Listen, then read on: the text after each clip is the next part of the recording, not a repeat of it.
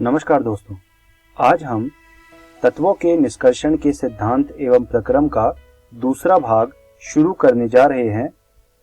Video को शुरू करने से पहले आइए देखते हैं कि आज हम कौन कौन सी चीजों के बारे में पढ़ने वाले हैं। आज की इस वीडियो में सबसे पहले हम पढ़ेंगे धातुकर्मिकी के ऊष्मगतिकी सिद्धांत और उसके बाद हम पढ़ेंगे अनुप्रयोग। तो आइए शुरू करते हैं धातुकर्मिकी के ऊष्मगतिकी सिद्धांत।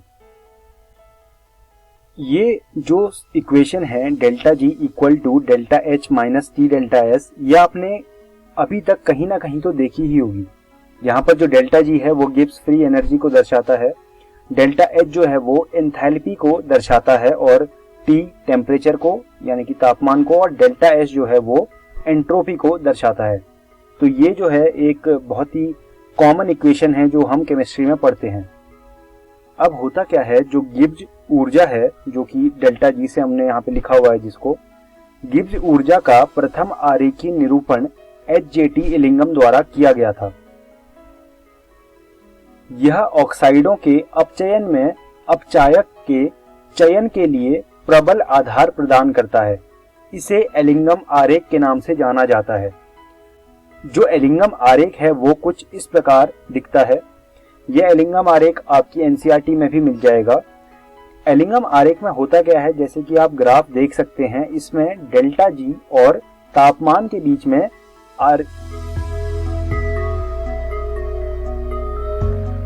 आरेख बनाया गया है और इसमें आप देख सकते हैं कि हर रिएक्शन के लिए अलग अलग आरेख है। अब क्या होता है, अगर हमें कोई रिएक्शन करवानी है तो हम इलिंगम डायग्राम देखकर ये डिसाइड कर सकते हैं कि हमें उसके लिए कौन सा अपचायक चाहिए होगा। तो ये होता है इलिंगम आरेख और इसे आप अपनी कॉपी में बना लीजिए और हम आगे बढ़ते हैं और अब बात करते हैं कुछ अनुप्रयोगों की। अब मैं आपके सामने कुछ अनुप्रयोग की लिस्ट रखूंगा और उस लिस्ट में जितने भी अनुप्रयोग होंगे हम उनको एक एक करके पढ़ने वाले हैं। पहला जो अनुप्रयोग है वो है आयरन का इसके ऑक्साइड से निष्कर्षण। दूसरा जो अनुप्रयोग है वो है क्यूप्रस ऑक्साइड यानी कि कॉपर 1 ऑक्साइड से तांबे का निष्कर्षण।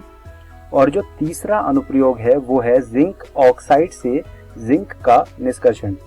हम इन तीनों अनुप्रयोगों को एक एक करके पढ़ने वाले हैं। तो आइए शुरू करते हैं पहले अनुप्रयोग से। आइए अब बात करते हैं आयरन का इसके ऑक्साइड से निष्कर्षण की। तो इसमें क्या होता है, आयरन को उसके ऑक्साइड से निष्कासित करने के लिए हम एक स्पेशल प्रकार की भट्टी का उपयोग करते हैं जिसे कहते हैं वात्य भट्टी या फिर अंग्रेजी में इसे कहते हैं ब्लास्ट फर्नेस।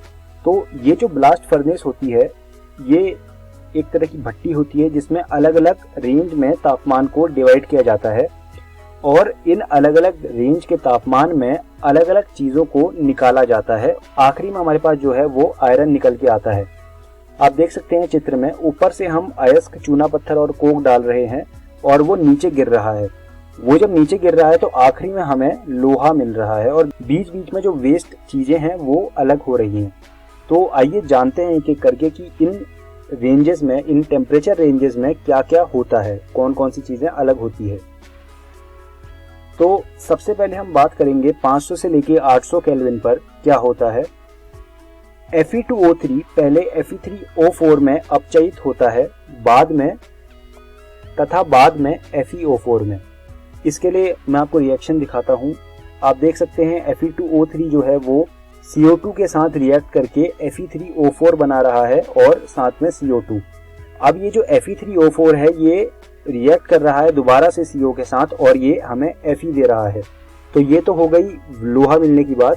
लेकिन यहाँ पर क्या होगा, जो Fe2O3 है वो यहाँ पर दोबारा से CO के साथ रिएक्ट करके FeO बनाएगा।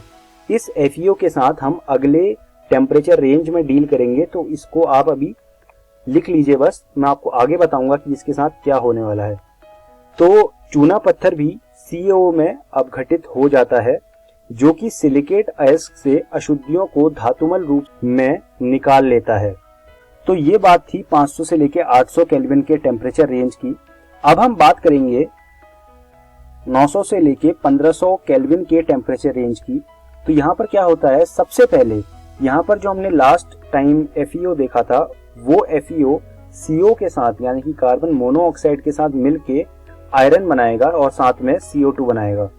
और यहाँ पर एक और चीज होगी कि जो कार्बन है वो CO2 के साथ रिएक्ट करके CO बनाएगी। कोक का जलना, तो कोक का जलना एक अलग तरह की प्रक्रिया है। कोक होता क्या है, कोक बेसिकली जो है कार्बन को ही कहते हैं और कार्बन का जब ऑक्सीजन के साथ रिएक्शन होता है तो उसे कहते हैं कोक का जलना, या फिर अंग्रेजी में इसे कहते हैं कंबशन ऑफ कोक। तो CaO का यहाँ पर रिएक्शन होता है SiO2 के साथ और वो धातुमल बनाता है CaSiO4। तो ये रिएक्शन भी इंपॉर्टेंट है, एग्जाम में पूछी जाती है। अब यहाँ से कुछ जो रिएक्शंस हैं वो मैं आपको दिखाता हूँ। जो FeO है वो Fe और हाफ O2 में टूट गया, या फिर ये कह सकते हैं कि जो FeO है वो रिड्यूस हो गया क्योंकि ऑक्सीजन वहां से निकल गया। तो इसके लिए एक डेल्टा GR होगा और जो कार्बन है उसने ऑक्सीजन के साथ रिएक्शन देके CO यानी कि कार्बन मोनोऑक्साइड बनाया, तो इसके लिए भी एक डेल्टा G होगा। तो अब अगर हमें डेल्टा G ऑफ रिएक्शन निकालना है तो उसके लिए हम क्या करेंगे, हम दोनों के डेल्टा G को ऐड कर देंगे। तो ये हमारा ओवरऑल डेल्टा G हो जाएगा पूरे रिएक्शन का। तो ये जो है हमारा ओवरऑल रिएक्शन का डेल्टा G देगा। अब हमें कुछ डेफिनेशंस के बारे में बात करना है। अभी तक हमने देख लिया कि कैसे लोहा निकलता है, लेकिन लोहे कुछ प्रकार के निकलते हैं, तो वही जानते हैं कि वो कौन कौन से प्रकार के लोहे होते हैं। जो वात्य भट्टी होती है, वात्य भट्टी से प्राप्त लोहे में लगभग 4% कार्बन तथा अन्य अशुद्धियां सूक्ष्म मात्रा में उपस्थित रहती हैं। यह कच्चे लोहे के नाम से जाना जाता है। तो ये कच्चा लोहा होता है और ये हमारे वात्य भट्टी में निकलता है। अब बात करते हैं ढलवा लोहे की। ढलवा लोहा कच्चे लोहे से भिन्न होता है तथा इसे कच्चे लोहे, रद्दी लोहे एवं कोक को एक साथ गर्म हवा के झोंकों द्वारा पिघलाकर बनाया जाता है। तो ये हमने जाना कच्चे लोहे और ढलवे लोहे के बारे में। उसके बाद हम बात करते हैं पिटवे लोहे के बारे में। तो पिटवा लोहा वाणिज्यिक लोहे का शुद्धतम रूप है और इसे हेमाटाइट की परत चढ़ी हुई परावर्तनी भट्टी में ढलवा लोहे की अशुद्धियों को ऑक्सीकृत करके बनाया जाता है। तो ये डेफिनेशन थी पिटवे लोहे की।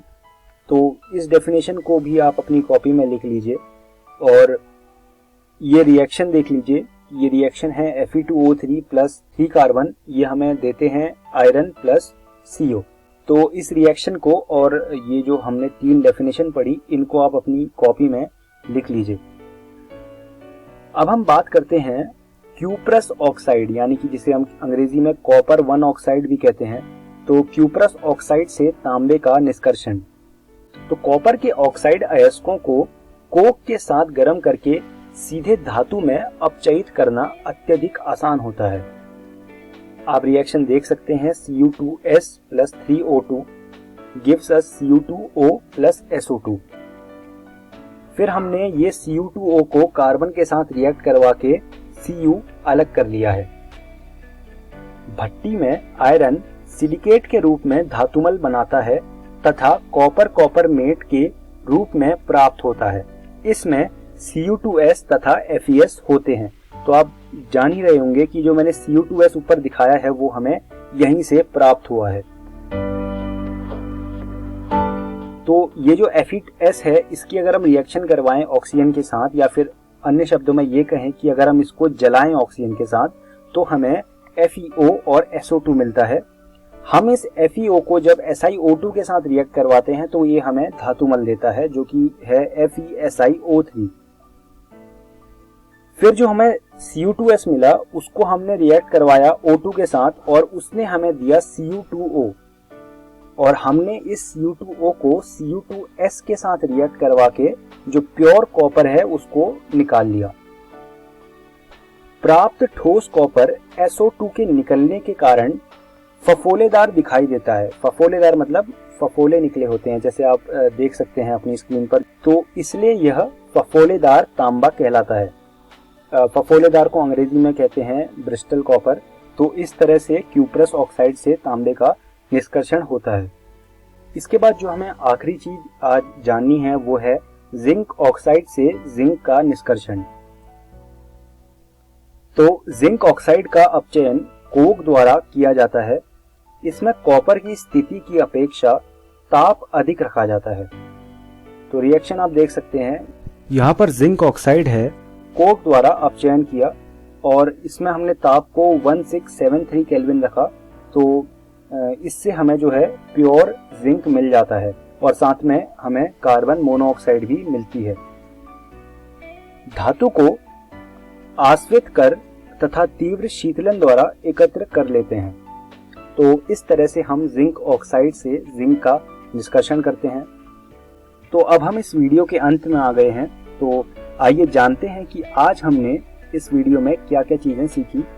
सबसे पहले हमने धातुकर्मिकी के ऊष्मगतिकी सिद्धांतों के बारे में पढ़ा और उसके बाद हमने कुछ अनुप्रयोगों को जाना।